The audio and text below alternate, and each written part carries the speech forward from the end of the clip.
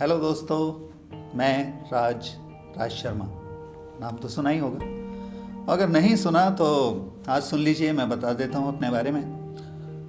मैं Raj Sharma professional actor हूँ और लगभग 15 साल से एज एन एक्टर काम कर रहा हूँ। TV serials, films, TVC, commercial ad, recreations, series, web series, लगभग हर तरह का काम किया है। और अपने काम के साथ उसमें विविधता लाने के लिए, कुछ अलग सा दिखने के लिए अपने चेहरे, अपनी आवाज़ से खेलता रहता हूँ, एक्सपेरिमेंट करता रहता हूँ। इसलिए आप अक्सर महीने 2 महीने में मुझे एक नई लुक में देखेंगे, क्योंकि मुझे अच्छा लगता है कुछ नया करना, कुछ अलग सा करना। अब रही बात मेरी जर्नी की कि मैं एक्टर कैसे बना, तो दोस्तों कहते हैं कि ईश्वर ही करता है सब कुछ। किस्मत बहुत बड़ी चीज़ है और मैं किस्मत को मानता हूँ कि मेरी किस्मत ही है कि गांव का एक वो छोटा सा बच्चा, यानी कि मैं, जिला रामपुर के एक छोटे से गांव में जन्म लिया। पिताजी डॉक्टर थे और 5 भाई बहनों में सबसे छोटा मैं था। घर में लाइट तक नहीं थी, गांव में थी पर हमारे घर में लाइट नहीं थी, तो जाहिर है टीवी नहीं होगा। और टीवी में जिसने कभी कोई चित्र ना देखा हो वो आज एक्टर बन जाए, मुश्किल है। और मैंने कभी सोचा भी नहीं था, क्योंकि घर का एटमॉस्फेयर ऐसा था कि बड़े भाइयों के सामने मैं दोस्तों के साथ हंसी मजाक तक नहीं कर पाता था। और वो आदमी आज एक्टिंग लाइन में है, हर तरह के किरदार निभा रहा है, कैसे हो सकता था। लेकिन किस्मत होती है। गांव की रामलीलाएं देखा करता था और वहाँ की नौटंकियाँ होती थी उस वक्त, और उस नौटंकी में जो मैं किरदार को जीवंत होते देखता था कि इतना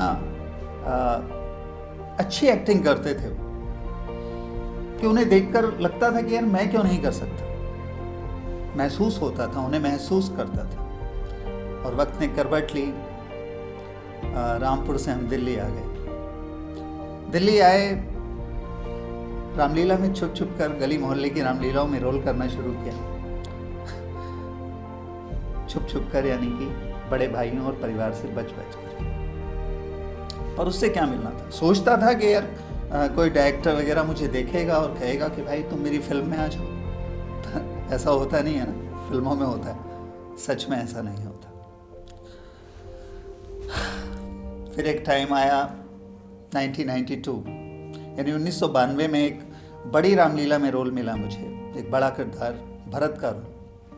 और बड़ी रामलीला इसलिए कहूँ कि वो 20-20 साल से लोग उसमें अपना चरित्र निभा रहे थे और अपने चरित्र के नाम से वो जाने जाते थे।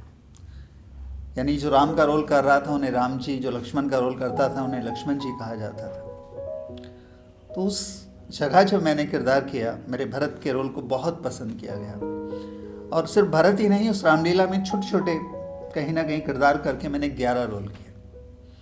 और जब स्कूल टाइम में मुझे टीचर ने कहा, पता लगा उन्हें, और उन्होंने कहा कि राज तुमने 11 रोल किए, यार तुमने तो संजीव कुमार जी को मात कर दिया। मैं सोचने पड़ गया, संजीव कुमार जी बहुत बड़े अभिनेता, उनसे मेरी कंपैरिजन।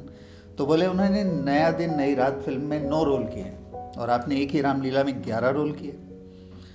तो मैं सुनकर ना, मतलब इतना इमोशनल हो गया था कि मैं संजीव कुमार जी की फिल्में खास तौर पे देखा करता था कि मुझे उनसे कंपेयर किया गया।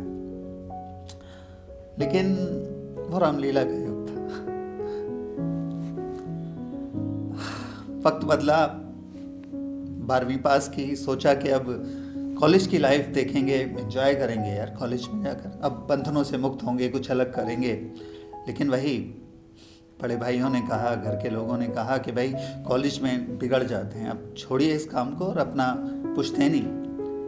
बड़े भैया का और चाचा जी का काम फ्रूट्स का था, फ्रूट्स होलसेलर का। बोले आप ये संभालिए घर का काम, पढ़ाई वढ़ाई छोड़ो, क्या करना है अपने नौकरी। और बस ना चाहते हुए भी जिस पढ़ाई को मैं प्यार करने लगा था, अच्छा चाहने लगा था, वो भी छूट गई और फ्रूट्स की होलसेलिंग टेबल पर बैठ गया मैं। ड्यूटी ऐसी कि सुबह अर्ली इन द मॉर्निंग 5-6 बजे उठ कर जाना और रात के 11-12 बजे तक इसी काम में रहना। यानी आप सोच भी नहीं सकते कि ऐसा व्यक्ति एक्टर बनेगा। पर कहते हैं ना किस्मत, उसी किस्मत ने ऐसा टाइम दिखाया कि कुछ घर की प्रॉब्लम्स की वजह से उस काम को मैंने छोड़ा और चला आया। कई साल काम किया था, मेरी शादी हो चुकी थी, मेरी 2 बेटियां हो चुकी थी, और उसके बाद मैंने कुछ किया नहीं था। मैं समझ नहीं पा रहा था मैं करूँगा क्या। हाँ, वाइफ ब्यूटिशियन है, उनके लिए पार्लर खोला, पार्लर में वो कर रहे थे, पर मैं क्या करूँ कुछ समझ नहीं आ रहा था। बस उसी वक्त एक दोस्त मिला और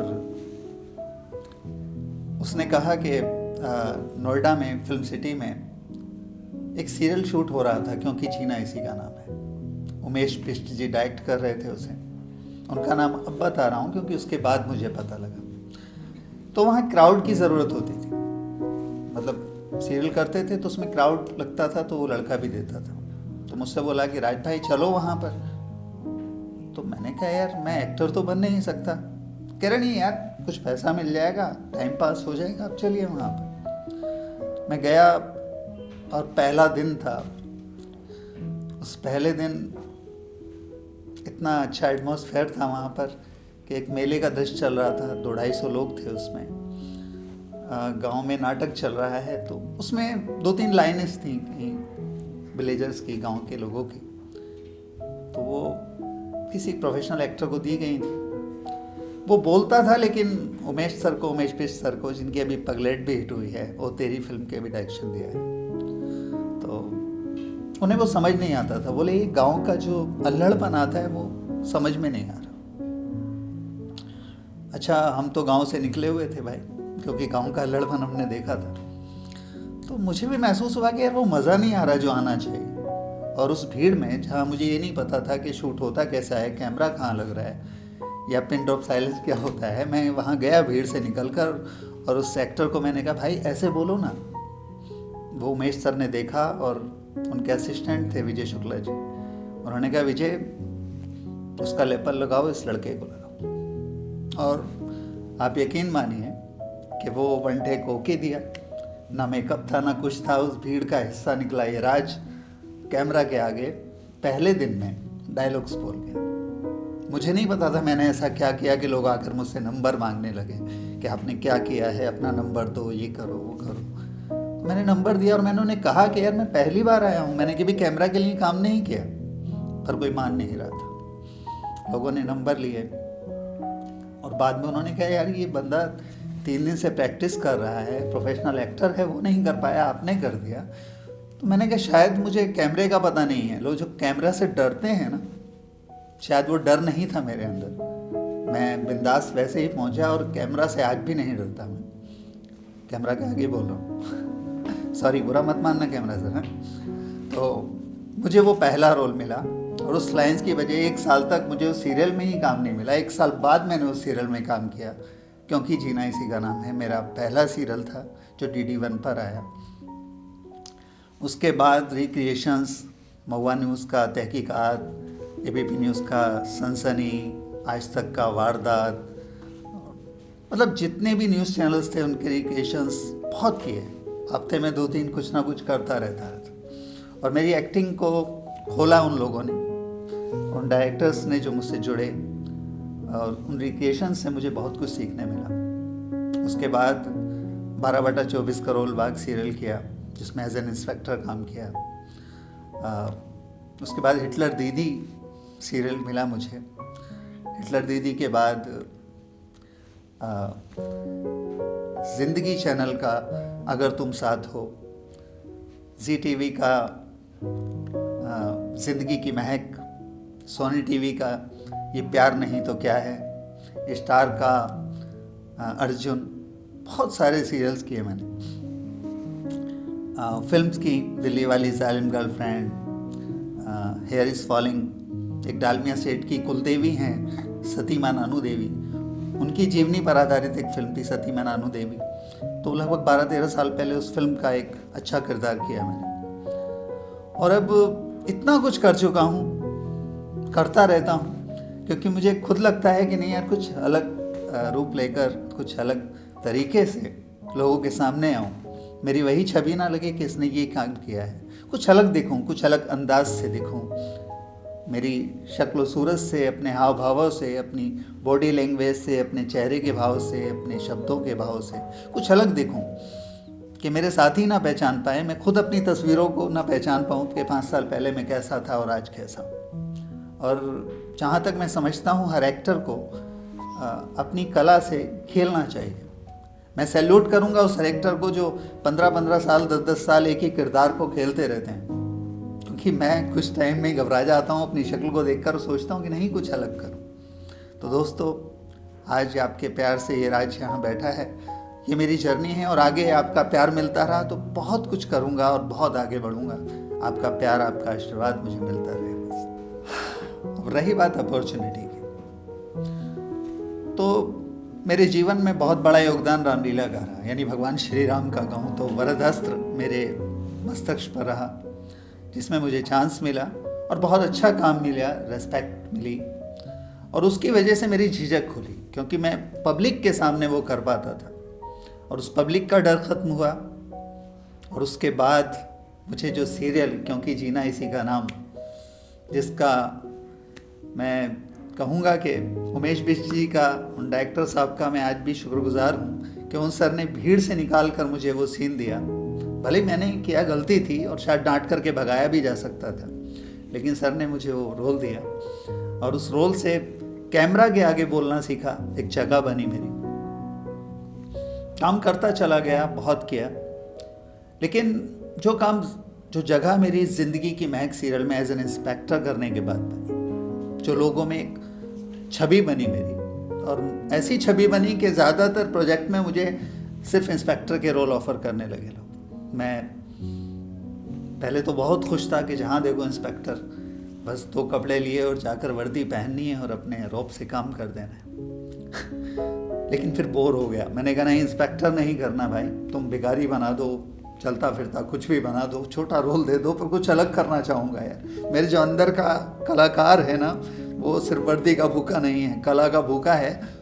क्योंकि इंस्पेक्टर के रोल में क्या है, एक जगह होती है, एक बंधा होता है आदमी, इससे ज़्यादा ये नहीं करना, वो नहीं करना, पर किरदार से खेलने का जो मज़ा आता है, मैं चाहता हूँ हर अच्छा कलाकार, हर अच्छा एक्टर वो चाहेगा अपने किरदार से खेले, कुछ अलग करता रहे, करना चाहेगा। और अभी एक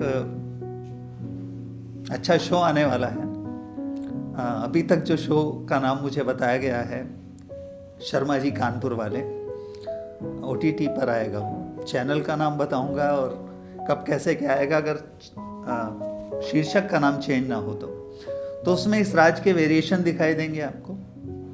एक बड़ी अपॉर्चुनिटी है, एक अलग सी चीज़ है, और जो मेरी सोच है वो आपके सामने जब आएगा तो आप देखिएगा कि मैंने अंदर की जितनी कलाएं हैं, कोशिश की हैं, वो सारे रूप, सारे स्वरूप आपको उसमें देखने मिलेंगे। शर्मा जी कानपुर वाले जल्दी ही आपके सामने आएगा, ज़रूर देखिएगा। देखिए, जीवन के मकसद सबके होते हैं, सबकी अलग अलग चीज़ें, अलग अलग सोचें होती हैं। मेरा मकसद तो तब था जब मेरी मम्मी थी 20 साल पहले, 22 साल पहले। तब मैंने सोचा था कि माँ के सामने मैं एक अच्छा कलाकार या अच्छी जगह बना पाऊँ, लेकिन नहीं हो पाया। और मुझे दुख होता है सोचकर कि माँ तब चली गई जब टीवी के पर्दे पर मैं आया तो माँ ने मुझे नहीं देखा। मुझे बहुत दुख होता है, लेकिन फिर भी कहा जाता है कि अगर आत्मा होती है, हमारे धर्म में माना जाता है, तो माँ देखकर खुश हो रही होंगी। और उसी खुशी को मैं चाहता हूँ कि मेरे परिवार के, मेरे आसपास के लोग सब देखें, समझें और एक अलग सी चीज़ लाएं कि एक स्ट्रगल जो मैंने लाइफ में झेला है, एक नीचे पायदान से उठकर और इतनी ऊंचाई पर जाना, वो लोगों का साथ दे सकूं मैं, अगर मैं किसी के काम आ सकता हूँ।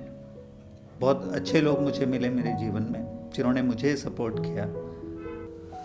और अपने इस जीवन के लिए तो माता पिता का शुक्रिया है ही है, लेकिन एक्टिंग लाइफ के लिए मैं शुक्रगुजार हूँ उन सब का जिन्होंने मुझे चांस दिया। वो रामलीला के स्टेज पर हूँ या फिर कैमरा के आगे, मैं थैंक्सफुल हूँ अपने उमेश बिष्ट सर का, जिन्होंने मुझे उस भीड़ से बाहर निकाला।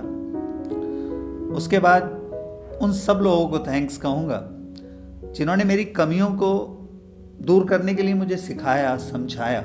ऐसे कई लोग मिले, जिसमें एबीपी न्यूज़ से जुड़े हमारे चंद्रशेखर शर्मा सर हैं, डायरेक्टर हैं, उन्होंने मेरी कमियों को दूर किया। और बहुत से लोग हैं। हर सहयोगी कलाकार को भी थैंक्स कहूँगा कि उनसे कुछ ना कुछ मैंने जीवन में सीखा है आगे बढ़ने के लिए।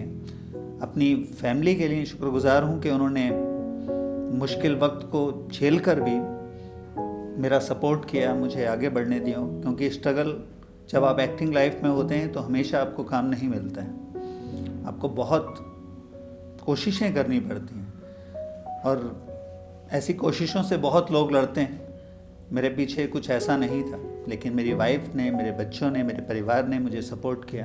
आज मैं जो कुछ भी हूँ उनकी वजह से हूँ। मेरे जितने दोस्त रहे, जितने साथी रहे, आज भी मिलते रहते हैं और सब ने मुझे सपोर्ट किया। जो प्यार, जो सब कुछ मुझे मिला है, मतलब मैं बोल नहीं पा रहा ढंग से, वो शब्द नहीं निकल रहे कि मैं शब्द कहाँ से लाऊं। मुझे बहुत प्यार मिला है आपसे, आपके देखने वालों से, सहयोगी कलाकारों से, साथियों से।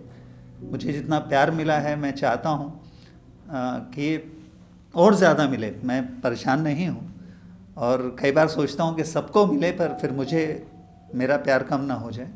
तो मैं चाहूँगा कि ये प्यार बरकरार रखिएगा। और सबको थैंक्स यार, क्योंकि मैं एक दो नाम लूँगा, एक दो रह जाएंगे तो दिक्कत होगी। तो उन सब के लिए थैंक्स कहूँगा, जो भी जाने अनजाने साथी, दोस्त, प्यारे सहयोगी, पड़ोसी, साथी। तो उन सब का शुक्रगुजार दिल से कि आपने राज को राज बनाया और ये राज लोगों के दिलों पर राज कर पाए, उनकी अच्छी चीज़ों में। और सबसे बड़ी अच्छी चीज़ मैं अपने लिए ये चाहूँगा और सबके लिए चाहूँगा कि आप कुछ भी मुकाम हासिल करो, एक अच्छा इंसान ज़रूर बनकर रहिएगा, अपना पैर धरती पर जमा कर रखिएगा। ये नहीं कि आप आसमान में उड़ने लगो कि मैंने ये कर लिया। तो प्लीज़ थैंक्स उन सब का। और फिलहाल जो यहाँ कैमरामैन हैं, हमारे साथी हैं, कलाकार हैं, हमारे डायरेक्टर हैं शिवाज दादू सर, उन सबको भी थैंक्स कि उन्होंने यहाँ मेरी बायोग्राफी के लिए, यानी मुझसे बात करने के लिए मुझे यहाँ बुलाया स्टूडियो में। Thank you Shivaj sir, thank you everyone जितनों ने भी सपोर्ट किया।